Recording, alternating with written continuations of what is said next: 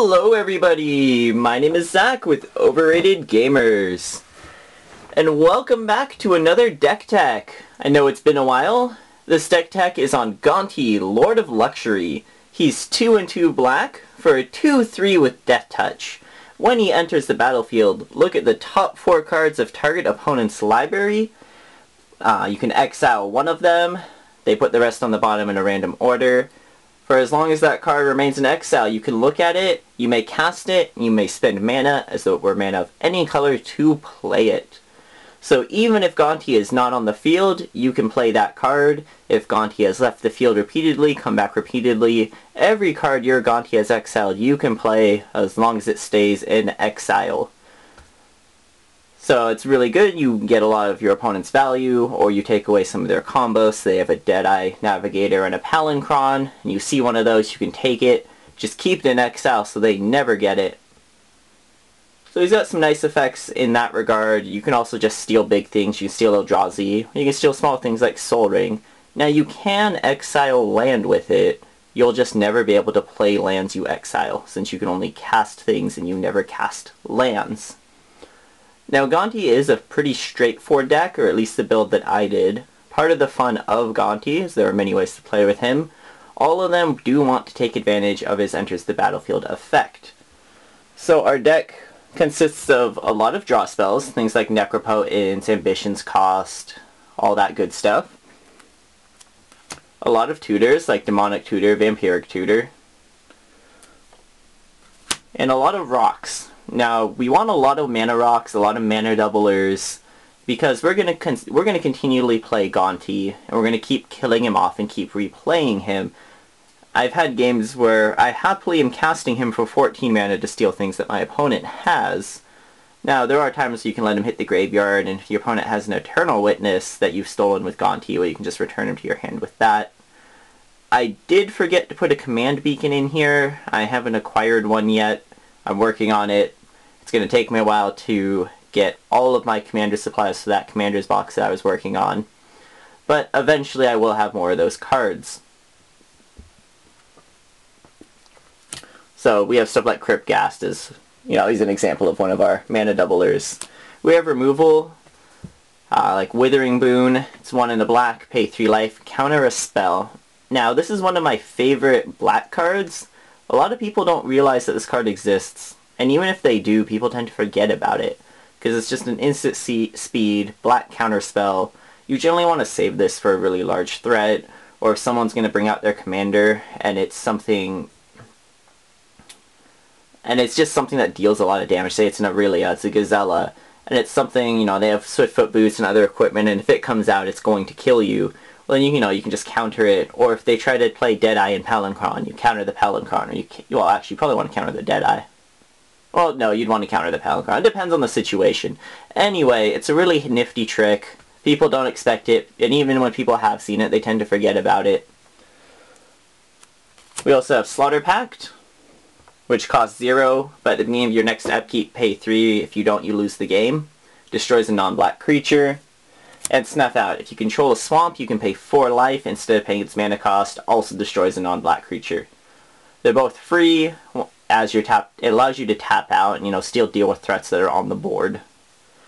I mean, it doesn't hit black creatures, but, that's the weakness to black. It can kill anything as long as it isn't a black creature. Now, we do run stuff like Duplicant, and we do run some cards that kill non-black things. A lot of the rest of the deck has to do with killing Gonti. So you have stuff like High Market, sack a creature, gain a life. You're going to kill your Gonti, gain a life. It does still work if people try to take control of it. Phyrexian... Oh my god. Sorry. New sleeves. Phyrexian Tower. It taps for colorless mana, or you can sacrifice a creature to add 2 black to your mana pool. Now there are other creatures in here. If say you just need mana for some reason, you can sack it to the Phyrexian Tower. I wouldn't say you have to run this card, it's just a nice little bonus, getting 2 mana for killing your creature that you want to kill anyway. Diabolic Intent, once again, it's just another card. This one is a proxy because I already have one, and I haven't yet gotten another one. So as I said, I'm working on the commander box. I at least wanted to complete the list for this, even though I don't have every single card for it yet. But you sacrifice a creature, and then it just has... It's Demonic Tutor, but you have to sacrifice a creature. We have stuff like Ashnod's Altar. Once again, I'm working on getting another one. We have a combo, or pseudo combo in here with Nim Deathmantle. Now it's 2 mana, equipped creature gets +2/+2, has Intimidate, and is a black zombie. Intimidate means it can only be blocked by creatures of the same color and artifact creatures. So if it's on Gonti, the only thing that can block it are black creatures and artifact creatures. Not very relevant, we don't really win with commander damage. Whenever a non-token creature is put into your graveyard from the battlefield, you can pay 4. If you do, return it to the battlefield and attach Nim Deathmantle to it. It also just has an equip cost of 4. So what you would usually do with this is you just have it on the field, you have Gonti out, you pass your turn to your opponent with mana up, usually at least 4, so probably about 4 and a sack outlet. They take their turn, they end their turn, before your turn starts, you sack the Gonti, attach the Deathmantle to it, and then you get his effect again. And every time it's just 4 mana to bring Gonti back. If you're somehow able to kill him multiple times in one turn, because say you have Ashnod's Altar and a lot of mana, well, you can just keep playing him. There is an infinite combo with the Deathmantle. I didn't run it, but the infinite combo would be Ashnod's Altar, Nim Deathmantle, and Grave Titan. Because he spawns 2 creatures, it nets you 2 colorless mana every time. Eventually, you can just pay it a bunch, and then we also have Phyrexian Altar, which makes colored mana. So you just sack him a whole ton of times, you just make infinite colorless, and then you can use him to make infinite colored mana by sacking those tokens after that, and then you can infinitely play and sacrifice Gonti.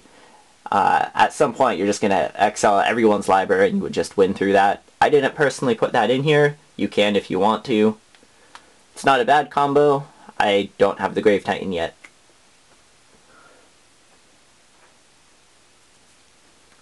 Also, it's too easy to go to and just to straight out win with. We have Strionic Resonator, copies a triggered ability, so it copies enter the battlefield effects, like Gonti's effect. I do have other creatures that works with too, like Sidisi, Runescarred Demon, all that good stuff, Duplicant. I do run a few control cards in here. Now, I don't run Winter Orb, and I don't run Tangle Wire because they tend to slow me down a bit too much because I do want to sack and play Gonti. When I do run your cards like Possessed Portal, if you can knock out your opponent's hands and then drop Possessed Portal, you win the game at that point because he does something similar to what Narset does, in that you start playing him and you start getting cards from your opponents. So you meanwhile have things to sacrifice to Possessed Portal, but your opponents start running out of permanents at this point.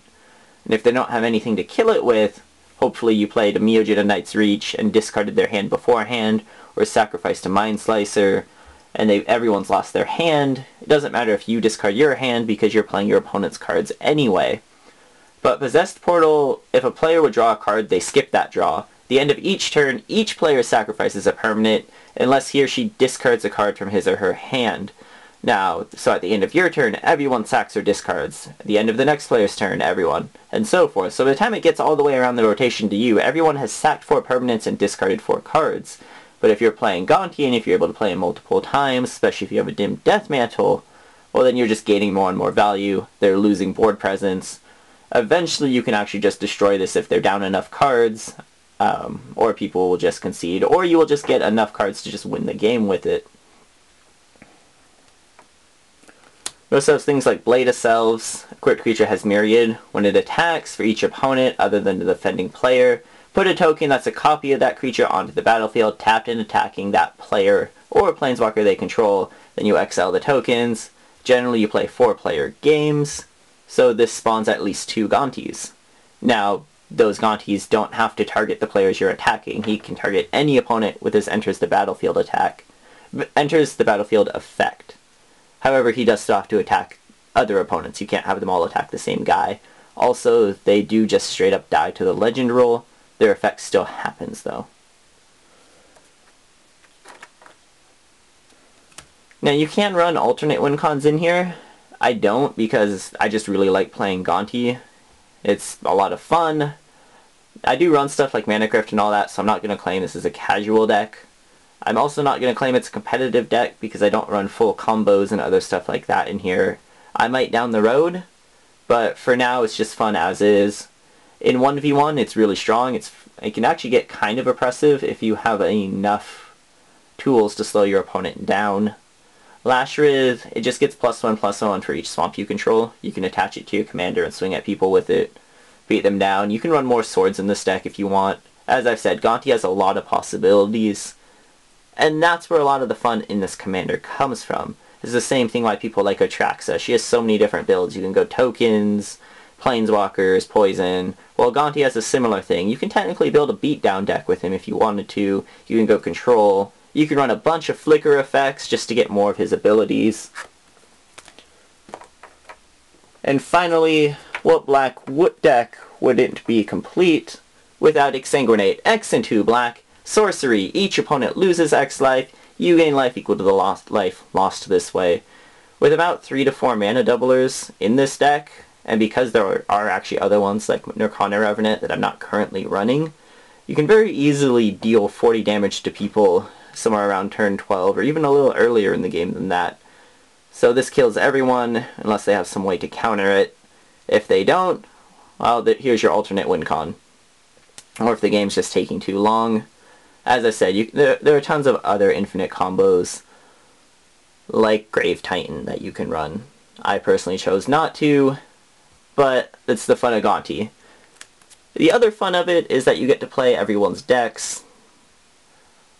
It does have the standard thing a lot of black decks do: tutors, draws, rocks. A lot of mono black decks are built that way. Now some of them are reanimator decks, they have reanimate spells. Eventually I will build some of those, still collecting some of the cards. I'll probably work on Zergo or one of the other decks next. Anyway, getting off tangent. The fun in Gonti is with his enters the battlefield effect. You do have to watch out for cards like Homeward Path if you're stealing a lot of creatures. Someone taps one of those, everyone gets their creatures back. That's when you sacrifice a bunch of them in response. Anyway, that's Gonti. I know this view of him was shorter. He's a pretty straightforward deck. Most mono black decks are. Some of them are a bit more in-depth, but this is all we really have for Gonti. He's, fun fact, Aetherborn are actually genderless. They don't reproduce. So I know I've been saying he a lot. It's because Gonti does kind of look like a male character, and a lot of people reference Gonti as a he, so I've gotten kind of into that habit. Gonti technically doesn't have one, because Aetherborn are actually the result of an explosion that happened in a factory, and they just kind of come into being. But anyway, it's a little fun magic story thing. Gonti is a very fun commander if you like, doing fun flicker effects, if you like playing your opponent's cards. Do be warned though, a lot of people will turn on you. Even if it is just a casual deck, people generally don't like it when you play their cards. But that's about it for Gonti. I'd suggest playing him if you like mono black decks with a bit of a control aspect. If you want to play one without the whole Reanimator theme, a lot of them are Reanimator. And if you decide you don't like Reanimator, well, Gonti might be the deck for you. Thank you everybody for watching! We'll see you in our next video.